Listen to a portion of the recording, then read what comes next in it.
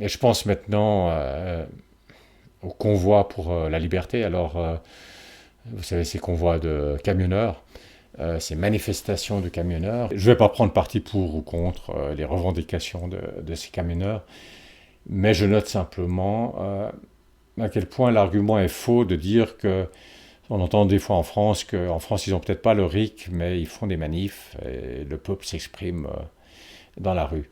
Le point, c'est qu'il ne s'agit pas simplement de s'exprimer, mais de décider. Deuxièmement, qu'ils s'expriment dans la rue si on les autorise. Et je vois qu'il y a beaucoup d'interdictions concernant, par exemple, ces manifestations de camionneurs. Et en plus, je me souviens des Gilets jaunes et de tous ces mutilés, ces éborgnés notamment. Et donc, si vous manifestez, ça ne veut pas dire encore que vous le faites dans de bonnes conditions, ou si vous risquez de vous faire mutiler lors de la manifestation. Ensuite, votre manifestation a toutes les chances, c'est très facile de la noyauter, disons, vous mettez quelques éléments parmi les manifestants qui font des dégâts, qui font de la violence, et puis voilà, ensuite les médias vont se focaliser là-dessus, et puis votre revendication va un peu passer à la trappe. Donc je trouve que ces manifestations, c'est pas vraiment, ça remplace pas vraiment le référendum d'initiative citoyenne. Et même, je comprends aussi tout à fait ceux qui euh, s'opposent à ces manifestations. Par exemple, je pense au Canada, à ce pont qui est bloqué par les camionneurs.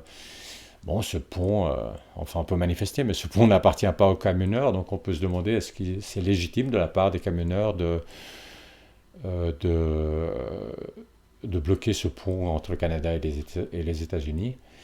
De façon plus générale, une manifestation une fois, c'est une chose, mais quand ça se répète tous les samedis, que ça bloque les rues tous les samedis, les rues appartiennent finalement à tout le monde. Est-ce que c'est légitime que certains bloquent comme ça les rues, l'économie euh, Et je comprends qu'on ait un problème avec ça.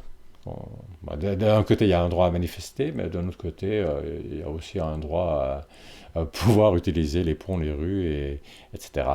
Donc,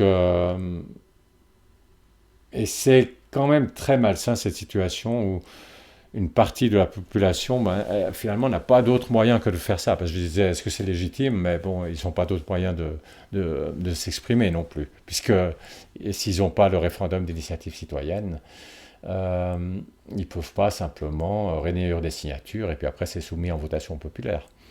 Donc, je trouve que ces manifestations, c'est un droit très limité, parce qu'on n'a pas forcément le droit de manifester, parce que vous en sortirez peut-être mutilé, parce que de toute façon, et c'est facile de mettre quelques éléments violents à l'intérieur, et puis ensuite ça focalise là-dessus, parce que c'est vrai que vous êtes mis dans une situation où vous ne pouvez pas réellement atteindre directement le pouvoir, et tout ce que vous pouvez faire, c'est emmerder au fond vos concitoyens en bloquant les rues, etc., l'économie, etc., en espérant que si vous les emmerdez suffisamment longtemps, ça finira par emmerder les élus, quoi. Je veux dire, c'est une façon très indirecte où vous donnez une baffe à vos concitoyens en espérant que la baffe atterrit finalement indirectement chez les élus. C'est quand même beaucoup plus sain d'avoir le référendum d'initiative citoyenne et de simplement récolter des signatures et ensuite tout ça, ça se décide en déposant des bulletins de vote dans une urne. Et voilà, donc en France, ça serait très utile d'instaurer le référendum d'initiative citoyenne. Il y a Espoiric avec sa candidate Clara Heger qui a comme unique objectif de faire cela. Soutenez-la. Elle défend ni des trucs de gauche ni des trucs de droite. C'est pas partisan. C'est vraiment son seul objectif est de rendre le pouvoir au peuple. Elle a besoin de votre soutien pour la faire connaître et et dans les médias pour récolter des parrainages.